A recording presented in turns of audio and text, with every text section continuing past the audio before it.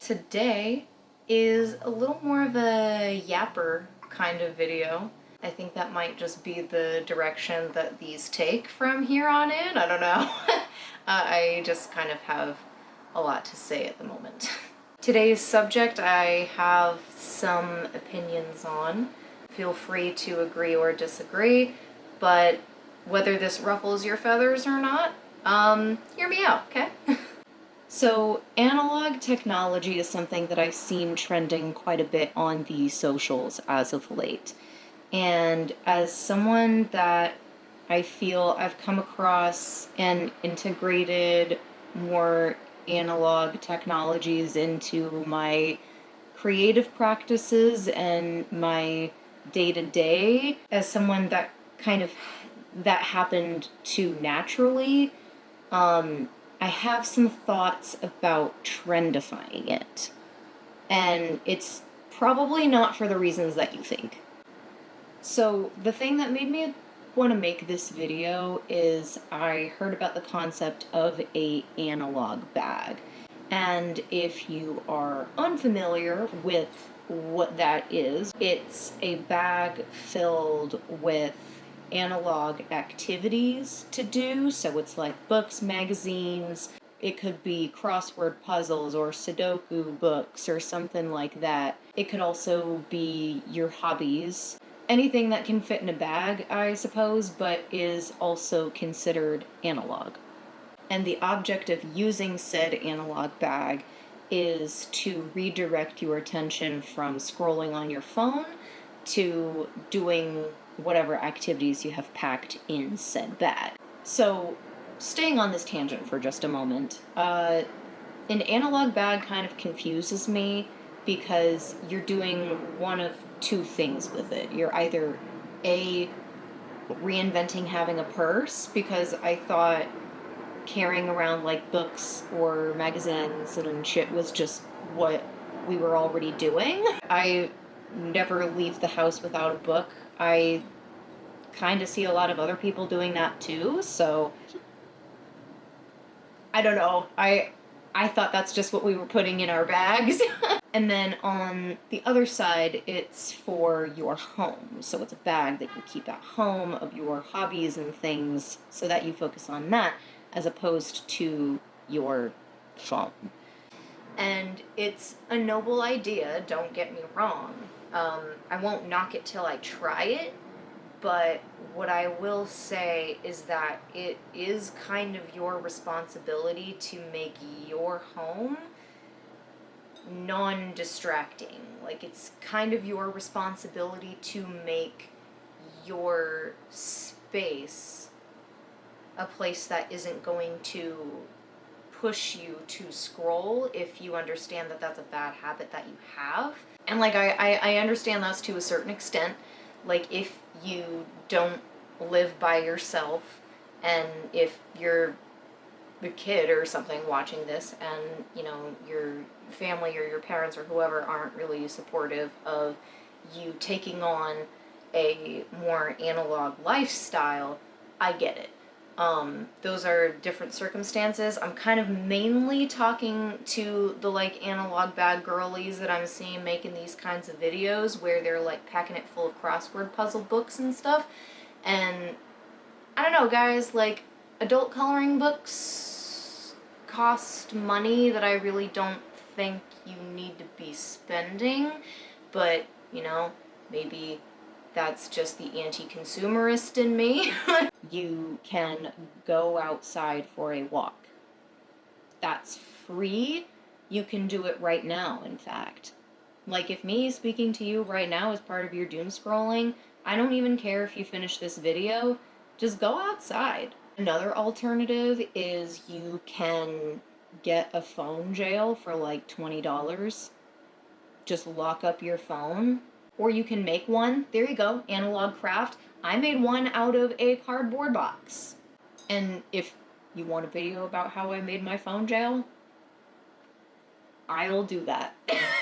Point being, you don't have to like do a whole little thing just to avoid doing the thing that you know you shouldn't be. Because then at that point, you're just kind of replacing one kind of consumption with another, and that's not healthy.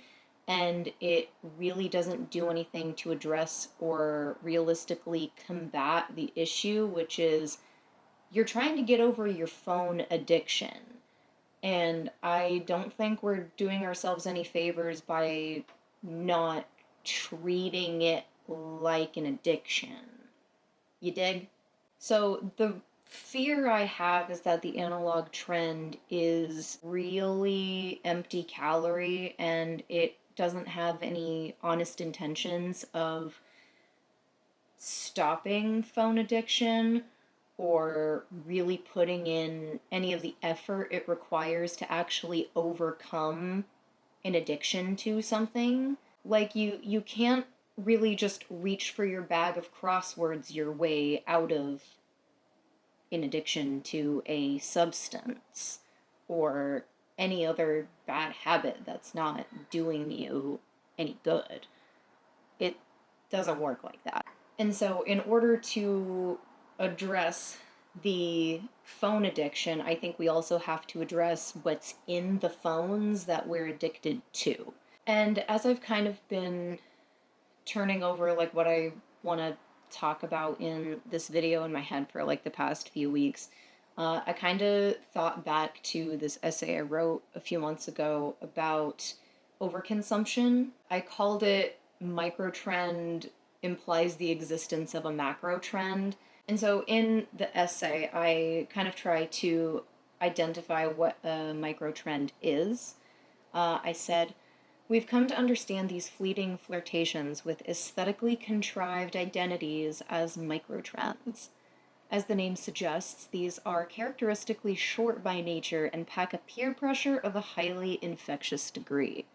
A microtrend urges its victims to buy their way into becoming the kind of person that the item promises you will be. And kind of my thesis in that is that constant change is really the only true constant now, because everything is in at the same time in terms of fashion, home decor, whatever. Everybody's just kind of doing their own thing because everyone has found their own particular niche. And while it's good that everyone can kind of enjoy their own things at the same time, it's certainly creating an oversaturation of identities that other people seem to be too eager to adopt and discard. And that's the macro trend. The question I keep asking is, like, what kind of person is this analog trend trying to create? Is it really trying to cultivate more well-rounded people? Is it trying to make people into readers? Is it trying to make people critical thinkers? I'm not sure. Is it trying to keep analog technologies alive by actually like understanding how they're used and maintained? Or is it just kind of for the aesthetics? And so far, I'm afraid it's the latter. And I can't call the analog trend anything other than a micro trend. It is a trend simply because it hasn't worked. If the point is to stop scrolling, then stop fucking posting about your analog bag. The problem is that you're on your phone, period. I don't understand where like the disconnect on that is coming from. Posting about it was never the point. The point was to get you off the damn thing. And it's really disappointing because I did kind of have hope for a while that people taking on more relaxed approaches to technology use and, you know, kind of stepping back, staying off of their phones a little bit. I kind of had hope for that because it would encourage people to just get out and do more things, not have more things. And I don't know why I thought it was going to end up any different. Aside from the analog bag trend, there's also the bring back physical media trend, sort of focused on owning things as opposed to paying for subscriptions. And I would say, yeah, in the long run, it's probably a little more expensive, probably a lot more expensive, depending on how much you really want to go out for on audio equipment, if you want to collect vinyl or CDs. If you want to collect books, you also need a lot of shelf space and real estate for that. Like, there's a consideration of the amount of space that these things are going to take up in your home that I don't think has really been thought through, which is kind of the other problem with the overconsumption issue, which is, where are you guys putting your stuff? Where are you putting it? Where are you putting it? Editing Missy Karissa here.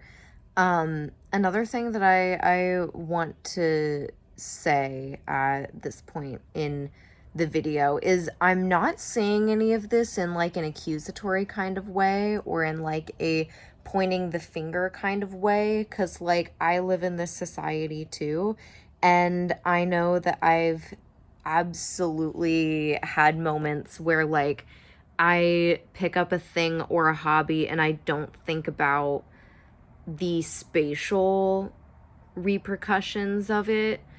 That's something I do as well, so it's not like you fucking idiots sort of thing. It's just like, hey, I think we should be aware of this. That's kind of all I'm saying. And the thing that does rub me the wrong way about the analog community and sort of like the bring back physical media community is that there seems to be this infatuation with a moral high ground that we've assigned to just owning things. And that's kind of a problem, because we really need to reconcile this idea that it's what we own that makes us who we are. While it's a lot easier to be able to engage with my hobbies now, and I'm sure a lot of other people feel the same way that have kind of been on this train for a while, it's definitely discouraging, because at the heart of it, I don't see how any of these items are going to help you fix your attention span. I think the addiction is just buying shit. Another thing is, this isn't me like gatekeeping any of my hobbies or like telling you like, you can't be into the same things that I am. I'm special. Like, I'm literally not. Like I said, it really is just coming from a place of self-awareness. The thing I really just want people to ask that are getting into the analog sphere, the only thing I ask that you ask of yourself is this something I'm actually really genuinely interested in? Like, do I care about having this single on a 45? Do I actually really care about like having this thing but in physical form? Do I really care about doing this in the more antiquated way? Are you gonna care about this in like 6 months? If the answer is no, I would suggest like just don't have it. Like, you don't need to have it. You don't need to have any of these things, actually. And the analog trend, like trendifying anything, is just trying to slap a band-aid on the real issue, which is inability to develop self-control. It is a little sad, and it's a little embarrassing to see people flock to analog technology as the solution for any of these problems. I hate to be the bearer of bad news, but you're never gonna be able to buy the solution to what's wrong with you under capitalism, because capitalism was predicated on the idea of creating a problem just to sell you the solution to it. Let's say that any of these technologies will be helpful to you in fixing your attention. Let's say your attention is fixed. Now comes the point of, what are you focusing it on? At the end of the day, like, all of this is just entertainment. All of this is just things to occupy your attention still. None of these things are gonna save me from the disconnect I feel to the people around me. And I think it's simply because everyone's just trying to figure out how to keep themselves entertained, but that's just not what's important to me. I don't know, like, we don't care about the same things then. I've always seen it as like a cool and interesting way to bring people together. I love writing personalized notes for people on my typewriter. I love taking photos for bands or like my friends' birthday parties. Like, I love being their designated photographer so that they can like keep the memories from the night and they don't have to worry about taking them themselves.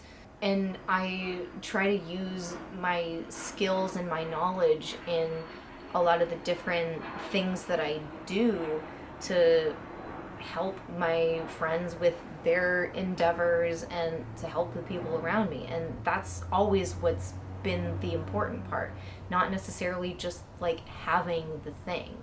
Like, it is all just consumption.